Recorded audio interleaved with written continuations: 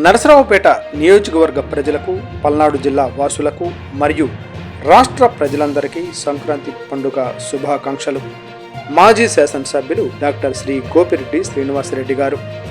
రైతులు తాము పండించిన పంటను ఇంటికి తీసుకువచ్చుకొని సంతోషంగా జరుపుకునేదే ఈ సంక్రాంతి పండుగ. రైతులు, రైతు కూలీలు, విద్యార్థులు, వ్యాపారవేత్తలు, ఎస్సీ, ఎస్టీ, బీసీ, మైనారిటీ వర్గాల వారు అందరూ సంతోషంగా, ఆనందంగా తమ కుటుంబంతో ఈ యొక్క సంక్రాంతి పండుగను జరుపుకోవాలని మీ అందరికీ విజ్ఞప్తి చేస్తున్నాను.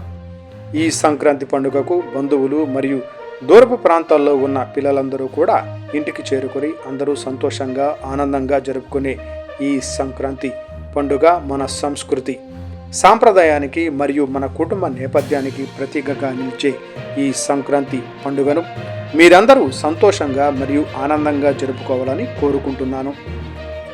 తమ బిడ్డలు ఎక్కడో దూరంగా ఉన్న ప్రాంతాలను కూడా ఇంటికి చేరుకొని అందరూ సంతోషంగా, ఆనందంగా గడిపే పండుగ. ఖచ్చితంగా మన సాంప్రదాయాలకి, మన విలువలకి, మన కుటుంబ నేపథ్యానికి ఒక ప్రతీకగా నిలిచే పండుగ ఈ సంక్రాంతి పండుగ.